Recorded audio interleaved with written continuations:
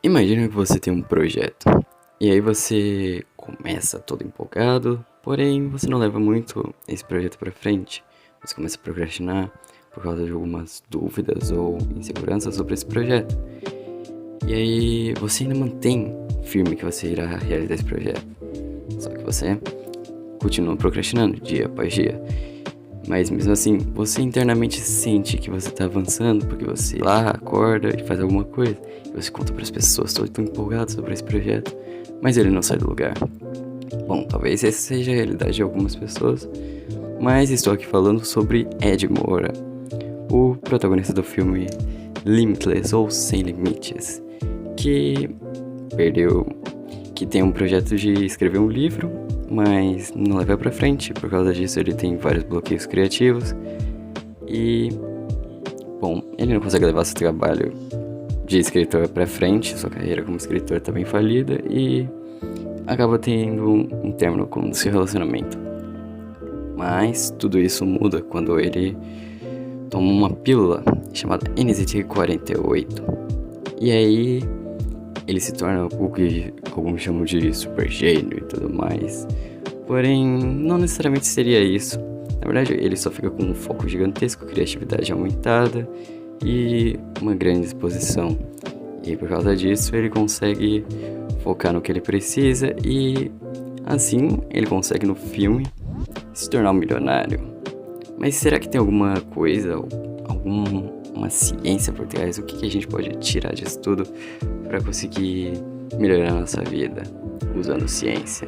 Olha só, esse é o tema do vídeo de hoje, a ciência do filme Sem Limites.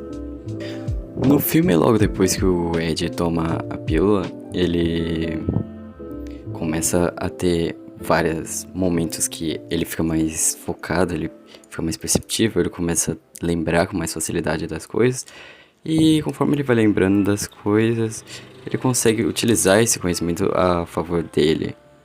E a gente vê que, por exemplo, no começo, ele vai organizando o quarto dele antes de ele começar a trabalhar.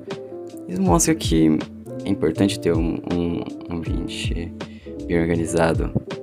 Principalmente porque o cérebro dele, na hora, não conseguia entender, tipo, como que eu vivi nesse lugar por tanto tempo. Como ele diz no filme, é como se ele fosse cego, mas agora enxergasse. Ou seja, é uma nova forma de ver o mundo.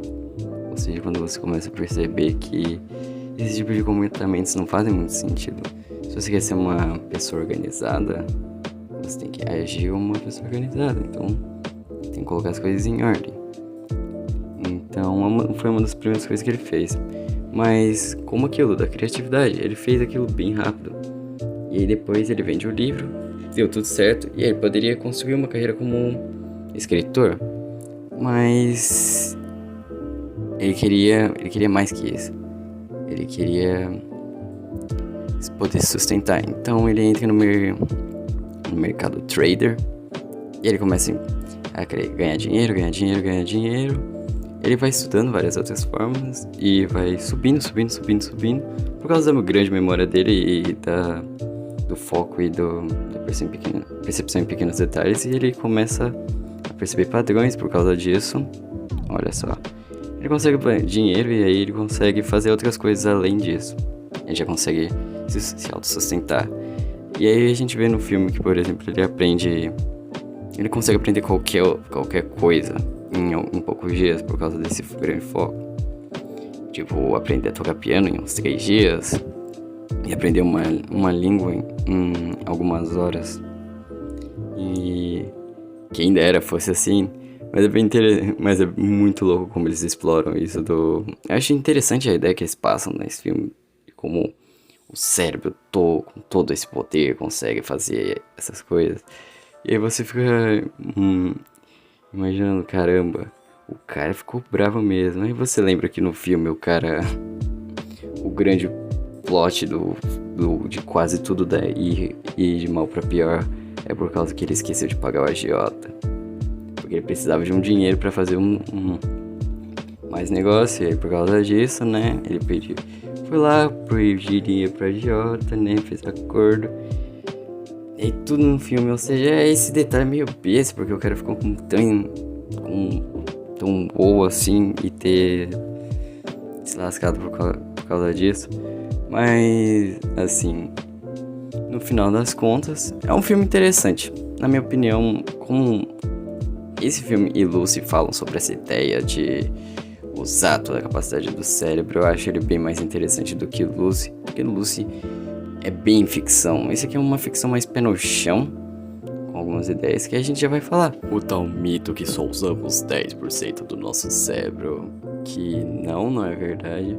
A propósito, o que rolava é que um psicólogo chamado William James, junto com outro cara, eles falavam muito sobre que a gente, por causa do QI e tudo mais. E hoje em dia a gente sabe que o QI não é definitivo, o QI só mede a lógica das coisas e não toda a capacidade da pessoa. Então, mas olha só, um livro daquela época já dizia o contrário, que é o Mind Myths, resumidamente, porque o nome é gigante, né? Já falava, não há nenhum limite para o que o cérebro pode concluir. Cientistas e psicólogos nos dizem que usamos apenas 10% do nosso cérebro.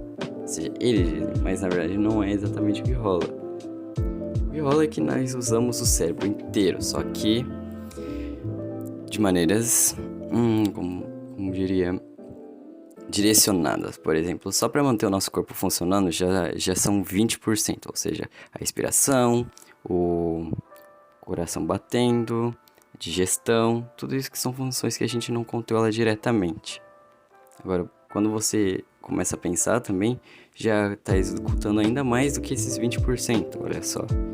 Então, existe uma área para cada função e cada função tem uma porcentagem que é utilizada do cérebro. Então, nós não usamos somente 10%, mas concentrar tudo de uma vez também não é muito bom, não. Se você parar pra pensar, porque fazer quanto mais coisas que você faz ao mesmo tempo, menos focado você tá. Eu tinha um professor de matemática que gostava de dizer que se você tá mexendo no celular e você tá prestando atenção na aula, você tá dando 50% de atenção pra um e pra outro, ou seja, sua atenção tá em um nos dois, ou seja, você vai extrair 50% de cada. Então, o quanto você tem certeza que isso vai ser suficiente pra você? Talvez se você tivesse focado 100% ali, né? Enfim. Tá, agora você deve estar pensando, tá, e o tal NZT é real? Bom, a resposta curta? Não. Mas existem coisas próximas, que são os nootrópicos. Mas é muito mais complicado do que isso, já que eles são estimulantes para o cérebro. Ou seja, podem ser tanto suplementos ou remédios que são passados por psiquiatras e tudo mais. Por exemplo, o café é um tipo de nootrópico que ajuda no foco. Claro que existem pessoas que não sentem o tal foco que o café passa, então varia muito. Mas os remédios, por exemplo, não é qualquer pessoa que poderia tomar esses remédios, e esses remédios só são indicados para pessoas que têm uma defasagem nessa área. Por exemplo, esses remédios são usados para tratamento de algum transtorno. Por exemplo, quem tem depressão, sertralina é um dos remédios, ou seja, se você não está com nenhum problema relacionado a isso, ou seja, algo que você está estável, seu cérebro está estável, você não precisa ficar tomando esse remédio, certo? Ou, por exemplo, déficit de atenção, que tem a Ritalina, que ajuda no foco, memória, tem vários benefícios que falam bastante, mas se você não tem esse transtorno, não faz muito sentido você tomar, até porque o remédio só vai funcionar se você tem essa defasagem. Se você não tem, é bem provável que faça mais mal do que bem. Então, fica a dica. Porém, não, olha só, tem como ter os efeitos parecidos do remédio do filme, olha só. Só que você tem que se esforçar bem mais do que simplesmente tomar um remédio. Só de você comer bem e dormir bem, isso já faz muito bem. Porque dormir bem ajuda bastante para recuperar tudo do nosso dia a dia. Comer bem também faz bem pro cérebro. Se exercitar também é uma das formas que ajuda o cérebro também, porque o que faz bem pro corpo faz bem pro cérebro. Então, Meditação também já foi provada que ajuda a aumentar o foco, que é um dos temas do filme, o maior aumento de foco, e técnicas de memória. Porque se você tiver técnicas de memória, você consegue lembrar de mais informação. Lembrando de mais informação, você consegue utilizar isso a seu favor. A questão é o quanto de informação que você tem, ou seja, se você quer se tornar como o Ed Moura, você precisa estudar. Estudando, você precisa das técnicas de memória para lembrar de mais das coisas que você estuda. Meditando, e ao mesmo tempo você meditando, se exercitando, vai melhorar todas essas funções do cérebro. Por exemplo, você pode procurar tudo isso na internet. Por exemplo, o YouTube é uma ótima ferramenta. Por exemplo, para memória, você pode procurar o Alberto Del Zola, eu acho que é assim que se fala o nome do cara, que fala bastante sobre isso. Na verdade, é o trabalho do cara. Então, tem como você se tornar uma pessoa importante que consegue falar sobre vários assuntos, ou subir de nível na sua carreira e tudo mais. Só que depende muito mais de esforço do que simplesmente tomar um remédio. As pessoas acham que agora as pessoas não acreditam mais em estudo ou de paixão igual os gênios de antigamente, que se dedicavam tanto a alguma coisa que se tornavam grandes naquela área. Não, as pessoas acreditam que tomar um remédio vai simplesmente tornar elas gênios e tudo mais, e que isso vai ser super rápido. Até o Ed teve que passar algumas horas estudando para que ele pudesse, por mais que no filme seja exageradamente o tempo para aprender todas as habilidades, ele teve que ir lá fazer, ele não simplesmente apareceu na cabeça dele. Foi tudo coisas que são do dia a dia, tipo memória. Agora tem uma cena lá pro final do filme, por causa que o agiota, vai cobrar o Ed.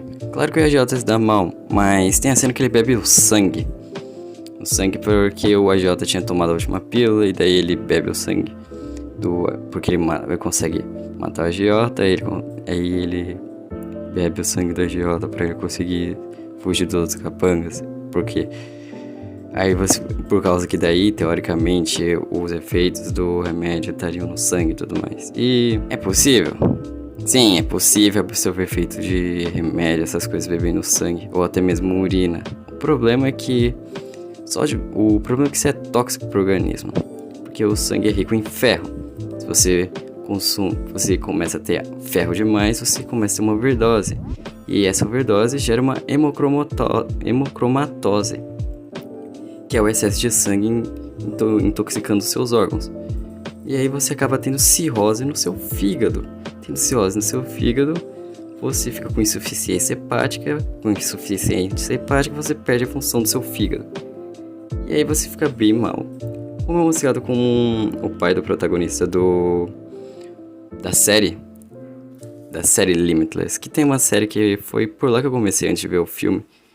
Então, faz muito mal beber sangue. Não bebam sangue, nem o seu e nem dos outros, porque isso não faz bem.